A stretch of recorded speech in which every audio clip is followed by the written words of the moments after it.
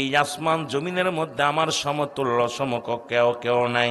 আর তামাম পৃথিবীর সব কিছু আসমান জমিনের মধ্যে যা কিছু আছে সব কিছু আমার মুখাফেক্ষি। আমি রব্বে কারিম কারোর মুখাফেক্ষি নাই।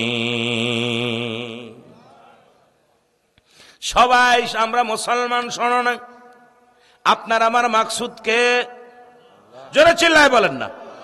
আপনার পীরের মাকসুদকে, নবীর মাকসুদকে, পৃথিবীর সব কিছুর মাকসুদ হলো আমার আল্লাহ। আল্লাহ পাওয়ার জন্য আমরা গিয়েছি পীরের কাছে, আল্লাহ পাওয়ার জন্য এসেছি মসজিদে, আল্লাহ পাওয়ার জন্য ইবাদত বন্দেগী করি, আল্লাহ পাওয়ার জন্য মাহফিলে বসেছি।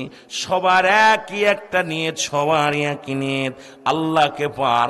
কিন্তু তৎকালীন জামানার মধ্যে অলিদ নামে একজন বাটপার খোদা বানাইলেন, নিজে একটা খোদা বানায় নিলেন, বিশাল একটা স্বর্ণের মূর্তি বানাইলেন। মূর্তি বানাইয়া মুসলমান গভীর মনোযোগ দিলের কান্ডা লাগা শোনো, প্রতিমার আল্লাহরে পূজা বাদ দিয়া নামাজ রোজা ছেড়ে দিলেন, পৃথিবীর সব বন্দেগী ছেড়ে দিয়া উনি ওই মূর্তিখানা প্রতিমা বানাইয়া প্রতিদিন পায়ের মধ্যে সিজদা লুটাইয়া দিতে লাগলেন। ও ভগবান, তুই আমার খোদা, মোহাম্মদের খোদা মানি না, মোহাম্মদের খোদার অন্তর্গত আমি হব না, আমি তোমার অন্তর্গত হয়েছি, তুমি ভালো মন্দ সব কিছু তুমি পারো। জোরে জোরে চিল্লায় বলা যাবে না নাউজুবিল্লাহ। ওলিদের প্রতিমা বাবা গভীর মনোযোগ খেয়াল করবেন, কান দিয়ে খেয়াল করবেন, দিলের কান লাগাবেন। এবার একদিন গভীর রাত্রে ওলিদের পুতুলের ভিতর থেকে আওয়াজ আসে। ওলিদের পুতুল ডাকতে বলে, অলিদ আমি তোমার খোদা। আব্দুল্লাহর বেটা মুহাম্মদ একজন কাজ্জাব, মিথ্যাবাদী। আব্দুল্লাহর বেটা মুহাম্মদ একজন দান্দাবাজ। আব্দুল্লাহর বেটা মুহাম্মদ একটা ধোঁকাবাজ, তার খোদাও মিথ্যা, সেও মিথ্যা। সে দুনিয়ার মধ্যে ইসলাম ধর্ম একটা বানোয়াট, ইসলাম ধর্ম একটা মিথ্যুক। সুতরাং আমি তোমার খোদা, আমি হলাম অরিজিনাল খোদা। আমি দেবতারে যদি তোমরা সন্তুষ্ট করতে পারো, এই দুনিয়ার মধ্যে সব কিছু পায়া যাবা। জোরে বলেন নাউজুবিল্লাহ। গভীর মনোযোগ দিয়ে আলোচনা শুনবেন বাবারা আমার। এটা শিক্ষার ময়দান, আনন্দের ময়দান নয়। কি কথাগুলো বলি খুব ধৈর্য ধরে খেয়াল করা লাগবে। এবার সকালবেলা অলিদর বাবারে ডাকতে বলে, বাবা আব্দুল্লাহর বেটা মুহাম্মাদের ধর্ম মিথ্যা, ইসলাম ধর্ম মিথ্যা, আব্দুল্লাহর বেটা মুহাম্মাদের খোদা মিথ্যুক, কাজ্জাব। আমার খোদা সত্য, আমার খোদা একদম মিথ্যা বলতে পারে না। আমার খোদা আজকে জানায়া দিছে, এই খোদারে যদি সন্তুষ্ট করতে পারো, যদি খুশি করতে পারি, এই দুনিয়ার মধ্যে সব কিছু আশা পুরা হয়ে যাবে। জোরে বলো নাউজুবিল্লাহ। দলে দলে মানুষ অলিদের দলে চলে আসলো। অলিদের দলভুক্ত মানুষগুলো হয়ে গেল, সবাই অলিদের পক্ষে চলে যায়। রাহমাতুল লিল আলামিন চোখের পানি ছেড়ে কান্দে, রব্বে কারীম। সব মানুষ অলিদের দলে চলে যায়। মানুষকে ধোঁকা দিয়া তার খোদা ওই মাটির পুতুল কথা বলে, স্বর্ণের পুতুল কথা বলে। কেমন হয়ে যায় বাবারা আমার। আমার নবীর যে দাওয়াত দিলেন অলিদ, এ মুহাম্মদ সাল্লাল্লাহু আলাইহি ওয়াসাল্লাম, তোমার একটা কথা বলি, তোমার খোদা তো কথা বলতে পারে না, আমাদের নালিশ শোনে না, আমাদের কথাও বলে না। আমি বলি আমার খোদা কথা বলে। আগামীকাল যাবা, আমার ওই রাজ্যে যাবা, যদি তোমার খোদা কথা বলতে পারে, তাহলে আমরা আমাদের দলবল নিয়ে তোমার কালেমা পড়ে মুসলমান হয়ে যাব। আর যদি তোমার খোদা কথা না বলতে পারে, আমাদের খোদা কথা কয়। আমি অলিদের খোদা যদি কথা কয়, তাহলে তুমি তোমার দলবল নিয়ে আমাদের দলে চলে আসবা, কথা দাও। আল্লাহর নবী বলেন, আমি কথা দিলাম, তোমার খোদা মিথ্যুক, তোমার খোদা বাটপার, ওই ভগবান, ওকে সিজদা করা যাবে না, প্রতিমা পূজা করা যাবে না, এগুলো ছেড়ে দাও, এখনো সময় আছে। লা ইলাহা ইল্লাল্লাহু মুহাম্মাদুর রাসূলুল্লাহ সাল্লাল্লাহু আলাইহি ওয়াসাল্লাম। জোরে বলেন মারহাবা। আমার ভাইরা, আমার বন্ধুরা আমার, এবার বিশাল একটা মেলা হলো, শত শত মানুষ ময়দানের মধ্যে হাজির, হাজার হাজার মানুষ ময়দানে হাজির। আজকে অলিদের খোদাও কথা বলবে, মুহাম্মাদের খোদাও কথা বলবে, কোনটা সত্য কোনটা মিথ্যা প্রমাণ হয়ে যাবে। আসল খোদা কে, আসল খোদার গোলামি করে কে, আসল খোদা আর নকল খোদা দুজনের মধ্যে শুরু হয়ে গেল খেলা।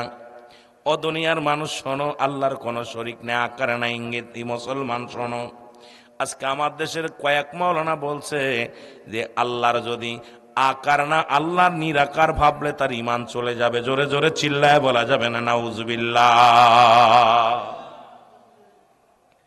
কত রকম ঈমান হারা মানুষ ঈমান হারানোর জন্য, ঈমান থেকে দূরে সরানোর জন্য ষড়যন্ত্র করতেছে।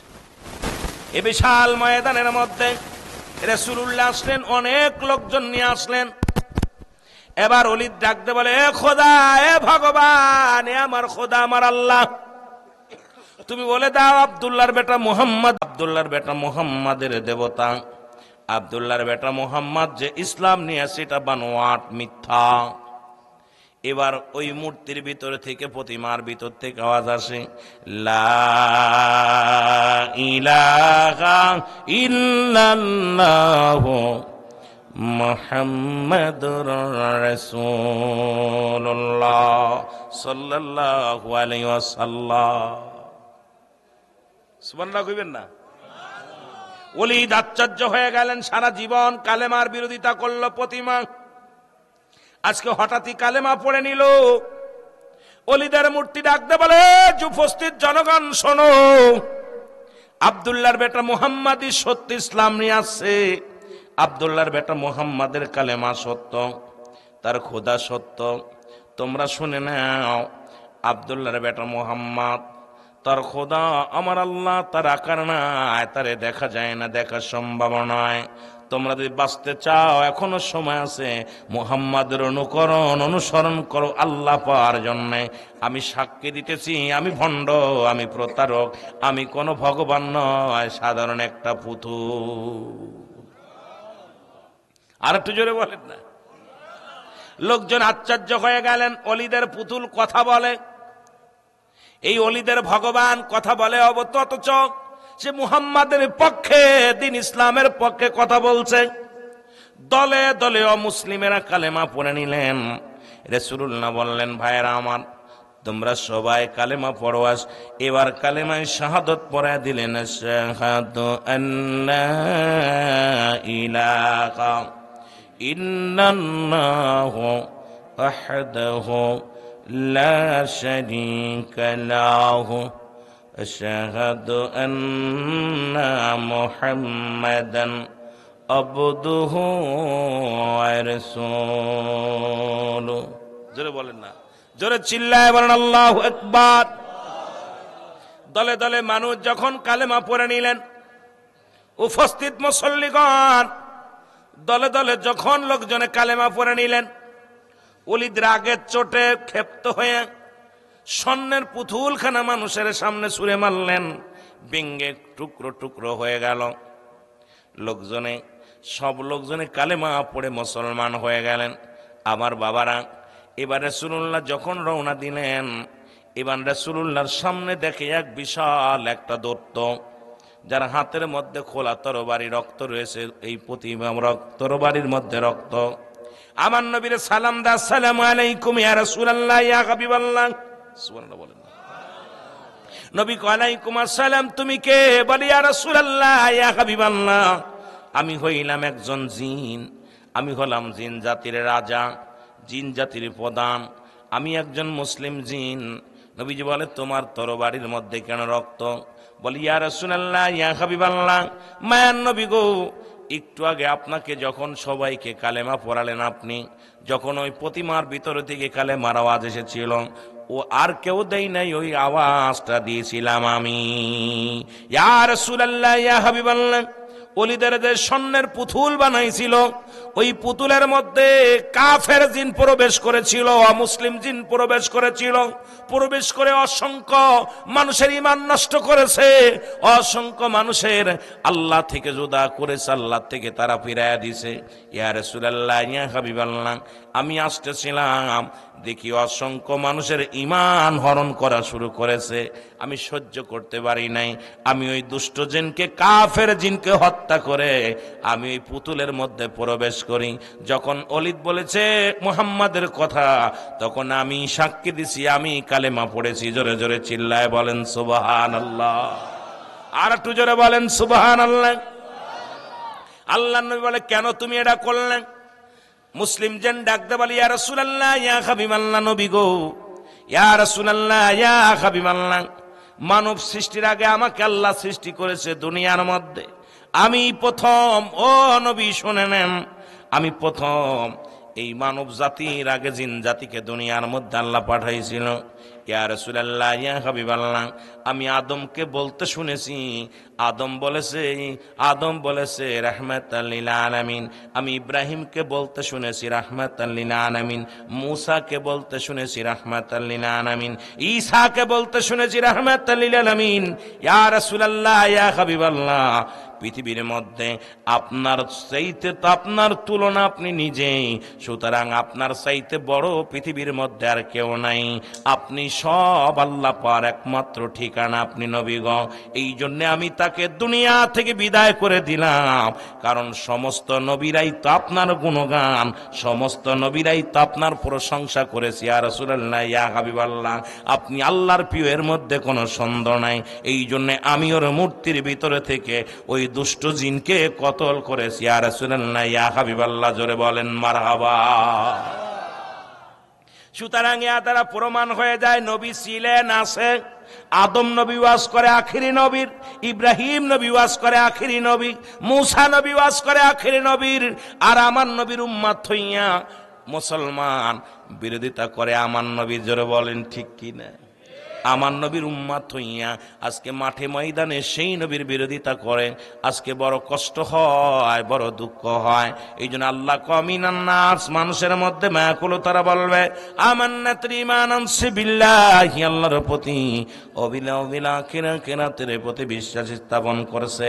ওমা হুম বিমুমিনিন।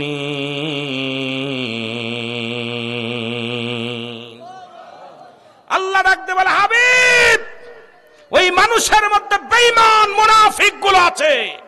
নাস শব্দের অর্থ হলো মানুষ। ওই ধোঁকাবাজ গুলো মানুষের মধ্যে আছে, মুনাফিক গুলো মানুষের মধ্যে আছে। হাবিব গো, শুনে নেন, রাসূলের দরবারে এইরকম অসংখ্য মুনাফিকেরা যেত, অসংখ্য মুনাফিকেরা যেত। তারা দাড়ি টুপি জুব্বা পাগড়ি লাগাইয়া রাসূলের কাছে যে বসতেন, রাসূলকে ধোঁকা দিতে চেয়েছিলেন। আমার আল্লাহ ডাকতে বলে, হাবিব, ওই মানুষের মধ্যে বেঈমান মুনাফিকেরা আছেন। তারা বলবে তারা ইমানদার, তারা বলবে তারা মুত্তাকিন, তারা বলবে আমরা বুজুর্গ।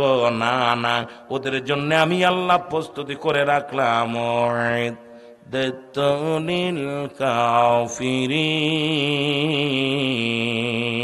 ওই কাফের বেঈমান মুনাফিকদের জন্য প্রস্তুতি করে রাখলাম 7টা জাহান্নাম। ধোঁকাবাজ বেঈমান মুনাফিক তৎকালীন জামানায় ছিল, এখনো আছে। জোরে বলেন আছে না? জোরে বলেন আছে না?